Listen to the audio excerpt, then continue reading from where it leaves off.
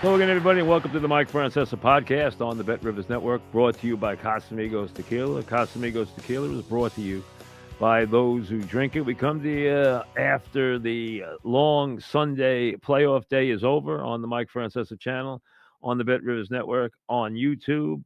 Before I get into what happened today, let me give you the weekend matchups for next week, which I grew up around television, so I didn't think these were going to be real hard to figure out. They weren't.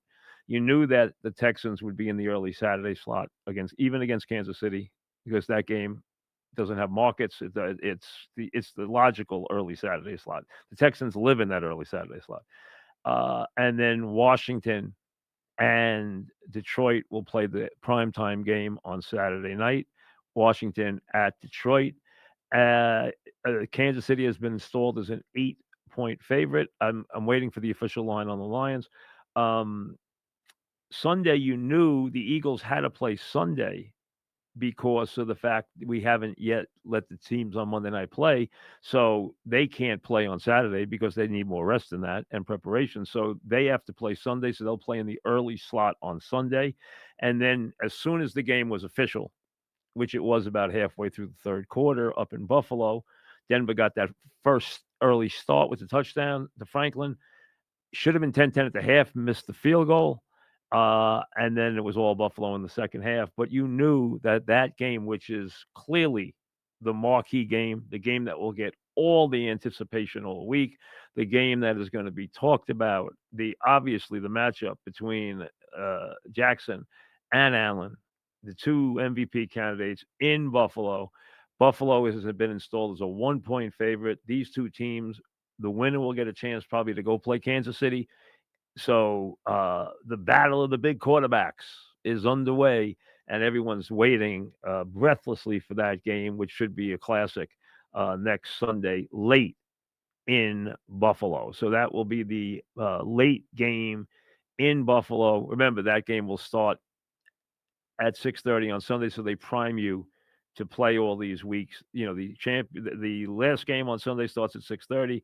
Then the NFC or AFC title game they put late goes at 6:30, and then the Super Bowl goes at 6:30. So they get you ready for that time period in the playoffs. So that's where we are as far as that. As far as an update on Notre Dame, they're now a 9-point underdog to Ohio State. That game is a week from tomorrow in Atlanta, Georgia. Now let's get to the games. I thought Sean had his team prepared as best they could. I thought it was a mismatch of big proportions. Okay. Um, they got out great. They had a great drive. And let's be honest, they should have, after a really good last 2 minutes before the half, they should have gone into the half at 10-10. But the problem was they weren't stopping the Buffalo running game. And that was going to lead to big problems eventually. And it did. Plus, they were on the field the entire game and they got tired. So all of a sudden, plays that they were stopping, they stopped making the plays in the secondary. They break the game open with the 51-yard pass play, and then good night the lights. So Denver gets behind 7-0. The building sounds silent, and then they score 31 unanswered points. As they roll, as expected, into the monster matchup between Baltimore, which is going to take a heck of a lot of beating. I can't wait for that game. Baltimore at Buffalo late next Sunday in one of the great divisional playoff matchups in recent history. I mean, I think it's that good. So, I mean, you're talking about two teams that could be Super Bowl winners playing in that matchup. I mean, that is just a colossal matchup. You cannot build it up big enough. That's how big it is. And that will be the late game next Sunday. The Packer game against the Eagles today was one of the ugliest, foulest, messiest games I have seen in a long time. First of all, I cannot remember a playoff game where more players got hurt for a team than got hurt for Green Bay today. How many players did Green Bay carry off the field today? Add on to that 4 turnovers. You cannot go on the road and be -4 in the turnover department and even think you have a prayer to win. Then throw in the ridiculous play calling by Green Bay, the ridiculous penalties, personal fouls that Green Bay got against Barkley. I mean, just and it was still only 22-10. I mean, Green Bay's defense played sensationally. I mean, the game starts with a turnover and hands the Eagles a short field. Eagles get a touchdown, but let's be honest, the Green Bay defense was sensational all day. Love was bad. He wound up with only one receiver at one point, and I thought Jacobs played great, and he was heroic when he made that touchdown run. That what became the touchdown down to the 1 yard line. That 31-yard run, to make it 16-10. I cannot believe Green Bay they're down 9 points with about 5 and change left, whatever it was, 6 left. Jacobs goes out after the first play. It's 2nd and 5. They run the ball 2 straight times into the line with the backup running back. And then on 4th down, throw it to a guy who hadn't played all year, who caught the ball out of bounds. I mean, what are they thinking? I mean, it was just the wrong day. Green Bay got up on the wrong side of the bed. The game started wrong. It continued wrong. I mean, they must just gone home today and say, "Hey, let's hope the plane lands." Okay? I mean, it was that kind of day for Green Bay. Everything went wrong.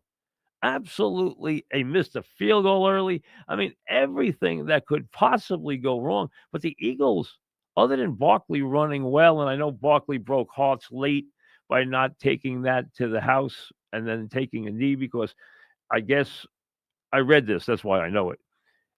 Like 1/3 of the parlays bet, same game parlays, and all parlays that had props in them, 1/3 of them had Barkley scoring a touchdown. I don't want to laugh, but it had Barkley scoring a touchdown, and obviously he could have scored the touchdown there. He took a knee, and all those parlays went away. So I'm sure a lot of people were not happy at the end of the game, even though it was the right play. It's wasn't a happy thing for that.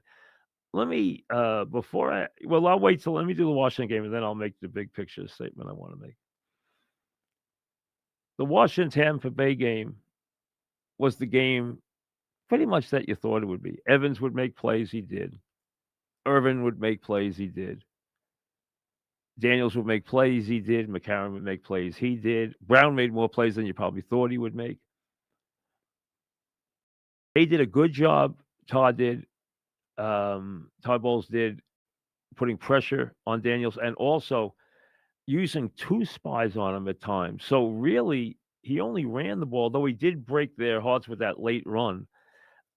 He did not run the ball for big yardage today like he's been doing, even though he carried the ball a significant amount of times. He wound up the game 13 carries for 36 yards today. They never let him have a run over 8 yards. And they did a very good job of pressuring him, but he did complete 24-35 for 268 and 2 touchdowns. So he made the plays in the passing game, but let's be honest, that game comes down to 2 snaps or 2 plays that Baker Mayfield messed up.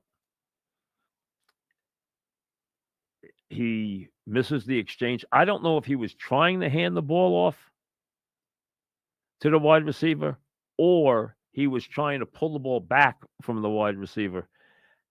I'm not sure what he was doing. We'll have to wait till after the game to interview him to ask him that. But that fumble, to have a play like that on the goal line, inside your own 10-yard line, devastating fumble there. Gave Washington the short field after they had gone on 4th down and not made it. Now, instead of having the lead and either moving the ball or punting it back to them with the lead. Now you're down. Now they drive and they have 3rd and short in they're driving for a touchdown. They have 3rd and short, and they botch the snap and have to settle for a field goal to make it 20-20, and then give Washington and Daniels credit for doing what he's done all year, and that is late in the game, he's made every play he had to make, and he did it again today, and he stamps himself not only as a guy who has had a special regular season, but now becomes the rarest of rarest of rarest of players, and that is a rookie quarterback who wins a playoff game on the road. They don't come any rarer than that. So Washington packs their bags after an incredible man. They won 4 games last year. Now they've won a playoff game. They now go and get the Lions. That's probably not going to be pretty. Their defense is going to get mauled. But let's be honest, they're playing with house money. They're playing with as much house money as you can. After the season they had, the Texans are playing with house money against Kansas City. But Washington is playing against the Lions with about as much house money as you can ever play with. Go up there this year, play fast and loose, and give it your best shot, because you're going to walk off that field with your head held high. Lions are supposed to win. You're not even supposed to be there. The fact that you got there and already won a playoff game with a rookie quarterback, hey, you are way ahead of the game. I mean, Denver walked off that field today in Buffalo where nobody expected them to win. I was shocked what went on. I have to admit, that was the one game that I really liked this weekend, where I was extremely confident. And I bet it early in the week at 9 because I thought it's going to go to 10 or 11. I'm sitting there before the game today saying, what the heck is this? The line's 7. I'm like, oh my God, what am I doing? I thought the line was going to go, it would have been 11 at game time. The game was down to 7 points. The Denver money was flying in. And then Denver gets off to a fast start, and I'm like, they know something I didn't know. I mean, they hit the touchdown, but obviously I still expected the Bills to win. But I was shocked that the money came in and the line went down. Went down last night. It went down again today. I never thought it would. Very surprised by that. Really was. I thought that game would go to 10 or 11 points. Now, so Washington gets a win, a brutal loss for Tampa. And I feel bad for Baker Mayfield because he had a heck of a season. And you could tell how crestfallen he was that he let his team down with that dreadful fumble. And tough loss for Todd Bowles, who I can tell you right now, okay, I know Todd really well. Todd he's a great guy. I mean, whether you like him as a head coach or not, he's a wonderful defensive mind, and he is about as good a guy as you will find in the league. I made the Lions 9. The official line that came out of Bet Rivers now is Lions 8.5. So I was right there. I thought it was 9. That's what I made it. Was 9. So in the ballpark, Kansas City's 8, Lions are 8.5, Buffalo's 1, and the Eagles will be a solid favorite of probably, depending how Minnesota plays. Minnesota, if they played really well, could be 6. The Rams will probably be getting 7.5 in that game. But right around a touchdown would be that game. And that, of course, is the early Sunday game. Here's the point I want to make. Tomorrow night, you'll see a game where the quarterbacks will stay in the pocket. They will try to handle the blitzes. They will try to handle the pass rushes. They will try to get the ball to their wide receivers. And they do not want any part of breaking the line of scrimmage. That is now the dinosaur game. The league is undergoing an enormous, enormous transition right now. Absolutely enormous. Because you are seeing it in game after game. Obviously led by Jackson and Allen and Daniels, but even Nix go down the line. the quarterbacks are now running. Think about seeing NFL games where you have this weekend, one quarterback ran the ball 15 times from scrimmage. That, of course, Lamar Jackson. Daniels ran the ball 13 times from scrimmage. 13 times from scrimmage. But Mayfield ran the ball 7 times. And Stroud ran the ball 6 for 42 and had a huge 27-yard run yesterday. Nix had 43 yards running today. Allen had 8 for 46, and he called the dogs off early. He can have double digits any game out. 6, 8, 10, 13. Go back to the days when the quarterback, unless it was late in the game. Now, I remember the era gone by where it was Fran Tarkenton as a scrambler, Roger the Dodger late in the game, or when it was third and forever would run for a first down. John Elway would run for a first down. Of course, there were guys who, like Marino, never vacated the pocket. But the idea was to have this prolific pocket passer who stood in there tall, who had a rifle arm, who could handle, was smart here, had a fast release, was able to take a hit, be maybe like a Roethlisberger who could throw with people hanging on him. Now, the prototype is Jackson, is Daniels, is Allen. The quarterbacks who are going to come after them are going to be like them. Their ability to run has become an enormous part of these offenses. I mean, designed runs. Last night, one time, Lamar Jackson ran the ball 7 straight plays himself. This is a quarterback in the NFL. Unheard of. This is now a complete transition to a completely different way of playing. The old days, the feeling was your quarterback would be in a body bag by the second half if you ever allowed him to run. And the old adage, well, you can't win with a running quarterback. Well, first of all, there was never a feeling, except for the rare guy who wasn't a pronounced runner. Now, Roger Staubach, who's to me still the best football player I've ever seen in my life, in my mind. I think he was like the perfect player. He was Roger the Dodger. He could run. But they didn't design runs for him. He scrambled. He got out of trouble. He turned late downs where he needed to get a first down into a first down. He saved his running for the 2-minute drill for the most part. There might be a 3rd and 15 where, he drives the receivers down and then would run for a first down or try to. But not what we're seeing now, where their running game is a real part. I mean, let's be honest. Lamar Jackson, who is the prototype, and Henry are playing a 2-man game that is lethal. I mean, right now, if you're alive in the playoffs, especially if you're in the AFC right now, you're saying, hey, how do we stop this? And now he can pass, and he's got touch, and he can hit the tight ends, and he can hit the deep throw. How do we do this?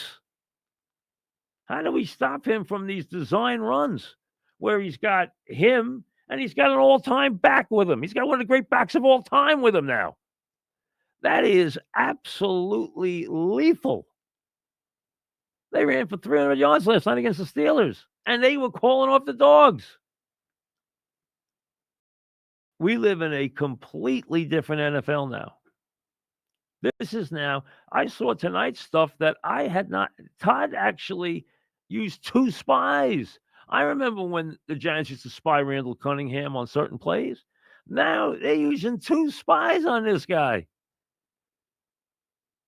Because he might carry the ball 20 times if you don't, for 100 yards. None of these guys are afraid to carry the ball at any time. Into traffic. into the play.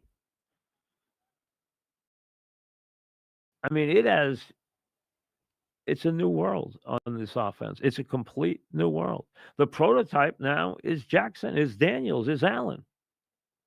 Allen's more of a brute than he is the elusive figure. I mean, he's a great runner, and he's a physical runner. He'll run right over you. Lamar wants to go around you. Daniels wants with his size. Did you see that hit he took tonight? Not the amazing thing is that he took that contact. Did you see he's really little and light? Did you see how far he flew when he got hit? He went about 8 feet.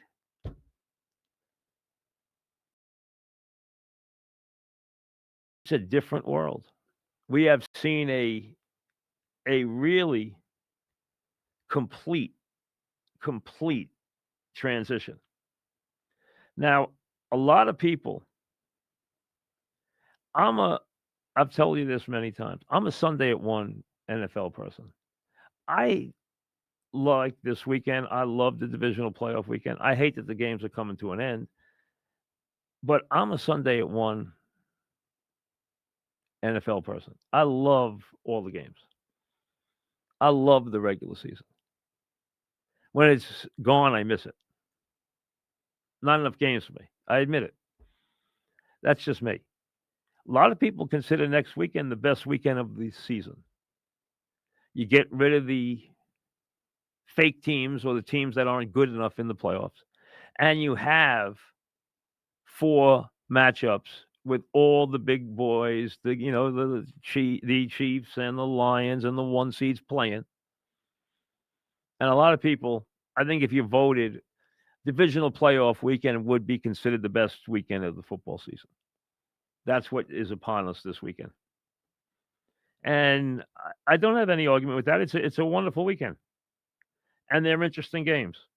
And then you got 2 championship games, and then unfortunately 2 weeks with a lot of crazy hype, and an 8-hour pregame show, of which I watch none, before the Super Bowl. I mean, I watch the Super Bowl at 6:00. That's my thing. I can't watch the pregame. It's an 8.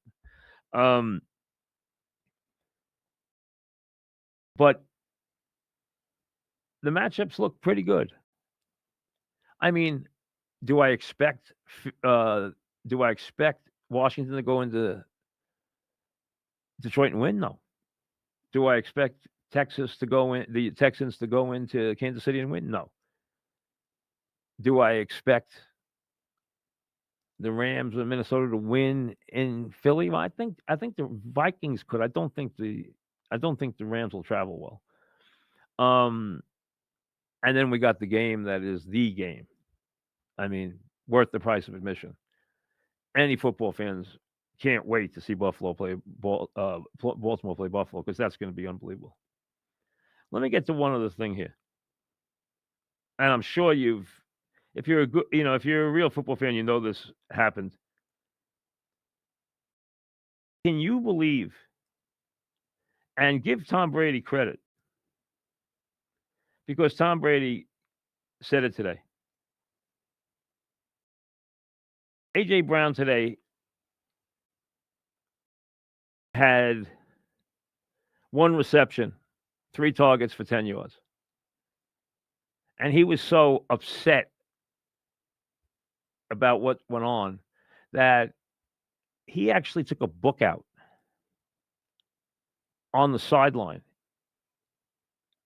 And I don't know anything about him carrying a book around or anything else, but I don't care if he carries it around the regular season. I don't care what the deal is. This is a playoff game. This is a playoff game. And he's on the sideline during the game reading a book because of his discontent. And Tom Brady, who is obviously one of the real patron saints of winning in the history of this country, said it best. He said, there are star players, guys who get stats, guys who make plays, and then there are champions, the guys who will do anything in the big game to win the game. Anything. Make the block that launches the play. Recover the fumble. Do whatever it takes. You know what? We all know that there are a host of wide receivers who love to pop off, and especially as soon as they haven't gotten the ball like they want it, they pop off a lot. And you tolerate that, at least some coaches do in the regular season. But to have a guy in the postseason, now he didn't pop off because he wouldn't talk to the media after the game. He had already made his message loud and clear, though. See, he cares more about his personal stats than he does winning. Because if the Eagles lost today and he felt he didn't see the ball, and that cost his team the game because I would have made a play, I don't want to hear from him, but I understand the mentality. What I can't understand, and as a team owner, front office personnel, or coach would not tolerate for a second, is a guy who is unhappy, visibly and outwardly unhappy with his statistics in a winning playoff game. It's not about you.